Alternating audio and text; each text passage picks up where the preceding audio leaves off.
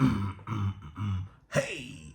Mm, mm, mm, mm, mm, mm, mm, mm, mm. What? Mm, mm, mm, mm. And a Ferrari or a Jaguar switching 4 lanes with the drop top screaming out money ain't a thing. Bubble hard down in the double R flashing the rings. Damn, I can't rap for nothing. Bubble hard in the double R flashing the rings with the window crack holler back money ain't a thing. Y'all wanna floss with us? Cause all around the board we gon' burn it up. Drop a little paper, baby, toss it up. Slacking on your pimping, turn it up.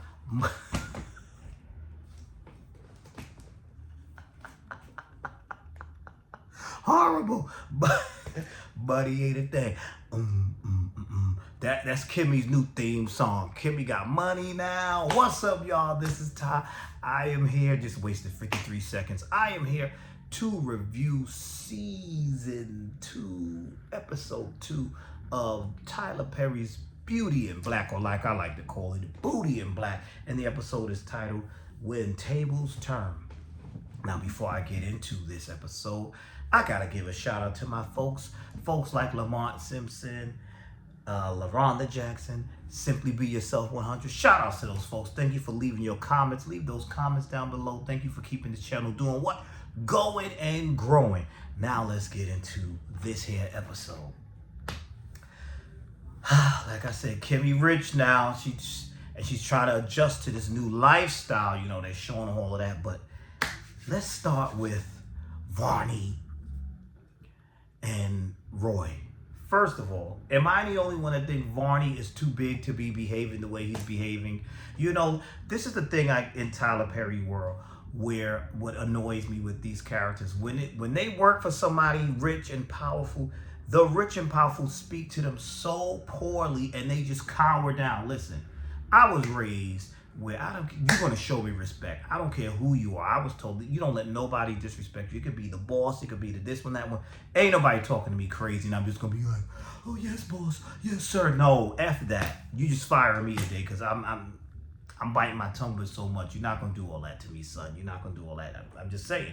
But anyway, now that Roy knows that Charlie and Varney been blowing each other's backs out, he's using this as leverage. He humiliated the mess out of Varney. He's like, Varney, say it. Say you're my B. And Varney's like, I'm your bitch. I'm your... And he called him a big black gorilla and all this stupidness. And I'm like, you too big for that. Punch him in the face one good time. Chop him in the throat. This big old man letting this man humiliate him. So I guess he wants to keep his little secret. He's like, listen, I know your secret, so now I'm gonna have a good time with you, huh? Call him all kinds of names, flattening the man's tires, and Varney's all like, oh. But my thing is, with him doing all this screaming, Charles don't hear all this. Charles don't hear all this going on. He don't hear his boot thing screaming. But the thing is, Charles don't really care for Varney like that anyway. But poor Varney, he's being humiliated. And then Roy decides he's going to take it a step further. And he's going to go over to Mallory and tell Mallory about it. But Mallory wasn't believing him. And he was like, yeah, your boy Varney don't want to mess with you. And he made it so where Mallory won't even get to have her driver Calvin anymore. You know, she was banging Calvin, so he's like, nah, I ain't gonna let that happen either. So they get into a conversation and Mallory's like, listen, I will drive myself. And Roy says, yeah, we know what happened last time you drove yourself. And y'all remember what happened last time she drove. She killed oh my goodness, she killed Roy's uncle's wife, who, you know, in that first season, who was all bent up like a pretzel. And that's not funny. On the road when they found her body. So yeah, so Mallory's pissed off with him. When Mallory goes to leave, there's a driver out there waiting for her. And she tells him, dude, get on up out of here. Mind your business. I'm not going with you. And so she gets in the car on her own. But little does she know, Jules is having her, told the guy to follow her. So now Mallory is going to meet up with Felicia. Y'all remember the stripper Felicia. Now, all these strippers live in this motel. Don't nobody got an apartment. Apparently not, because she met up at that motel. And that was a funny scene. Mallorie looked like she ain't really want to be up in there, but she had the $3,000 so she can get some information. And Felicia spilled the beans. Felicia told her everything. Felicia told her, yeah, Jules is our pimp. And, she told her, Mallorie, she said, Mallorie, listen. Well, she didn't say Mallorie, listen, but she said, basically, Kimmy wanted the hoes like me. Listen, we got in trouble. There's some judge that was involved in all this. She told everything. And so now Mallorie knows what's going on. But now while that's going on right there, while they're outside, and then she mentioned everything. She said, Felicia told everything. She said, yeah, we were, that old man walked in there on us, mentioning Horace. And so Mallorie has put everything together. Now she realizes there's a connection. She knows that Jules was pimping out these women and had them, him and the judge, had them working in this club and keeping most of their money. I guess that's why they got to go live in the hotel, right? Why am I laughing at that? That ain't funny. But yeah, that must be it. So now when Mallory's leaving, the security, the driver, he's on the phone with Jules. And Mallorie spots this driver. So good. So much for you being on the low following somebody. You made it very obvious. And she reaches over to the car, comes over to the car, reaches for the phone, tells him, give me the phone. She wants to speak to Jules. She says, Jules, we need to meet. We need to meet. And, she said, like I said, we need to meet. So she wants to meet with Jules and all of that situation. Now, we also have a situation where Horace was talking to the judge. And when Horace was talking to the judge, he found something. He confronted the judge. He told the judge, your days are numbered. The judge is scared, nervous, or whatever. And he tells him, he says, call this guy. There's some guy that has a connection to the family of the old man that was in the car that Kimmy stole and then that Angel ended up getting arrested for. So Horace says, listen, don't touch Kimmy. Kimmy's one of mine, but what you can do, I'll let you have whoever that is in the jail was arrested for stealing the car that had your grandfather, whoever this guy was. Now here's the problem. Horace does not know that is Angel. He does not know that is Angel. So he makes an agreement. He says, listen, don't touch Kimmy, but you can take it out on the dude that's in the car. That's in the jail. Take it out on that dude. And that's bad because that is Angel. So we also see Jules and confronting Angel. And that was a pretty good scene where he's threatening Angel to tell Angel, tell me what you know. And he mentions Yolanda, and all this and threatens Angel about his baby. And Angel's not as phased anymore because he's like, you ain't got the power no more. He said, well, don't you got a daughter? Ain't her name Tiffany? She about 10, right? So listen, I'm in control now. I got the power now. But then Jules, it looks like Jules was caught. I was like, yes. Then Jules kind of flipped it back on him and was like, oh, okay, fine. He told the guy, come on, let's go and take a ride on down there and visit Yolanda and his son and see and record the damage that you do. So now Angel's like, oh my goodness. Oh no, this can't be happening. And now he's like, wait. Now he's backing down, wait. But Jules is like, nah, it's too late now. So that was a pretty good scene. So now let's go to Mallorie, Rain, and Mallory's little sister.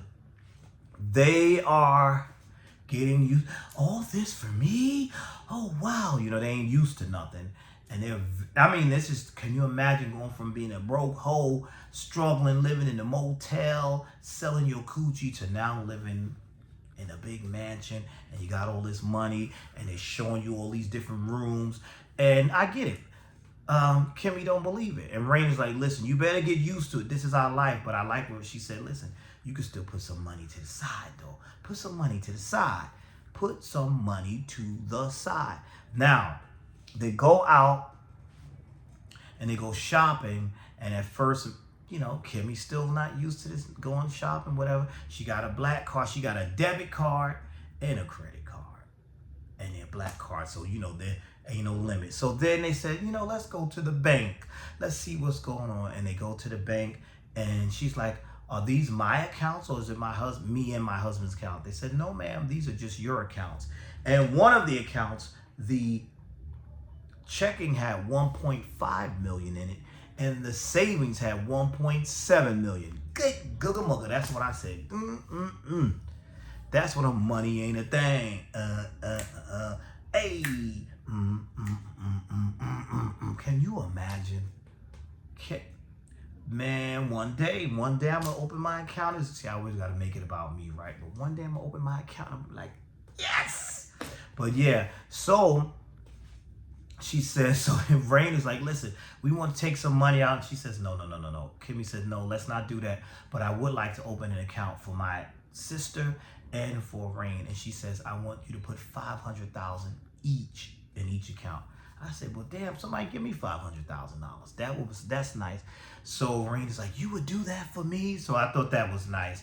So there's the money. That's good. Now,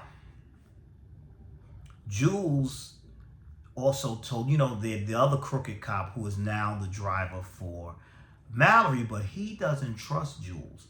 So he tells Jules, he says, listen, he doesn't trust Jules. So he tells Kimmy, did I say that wrong? I said that whole thing wrong. Let's go back. I think I messed it up. The driver that was Kimmy's new driver used to work for Jules and those people. Correct myself. And now he's working for Kimmy.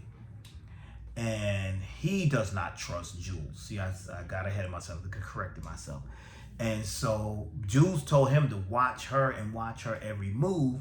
But this guy's saying he wants to have some, got a little relationship with Kimmy. So he tells Kimmy, listen, if I tell you something, you got to keep it amongst yourself. You can't say that you got it from me. So he tells her, he says, listen, Angel is in jail.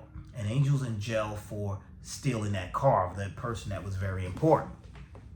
Or they believe that he's, that's what they're saying. We know it was Kimmy that stole the car, but Angel's the one that's taking the fall for it. So Kimmy's like, okay. So Kimmy lets Horace know. Then Horace is like, oh my goodness.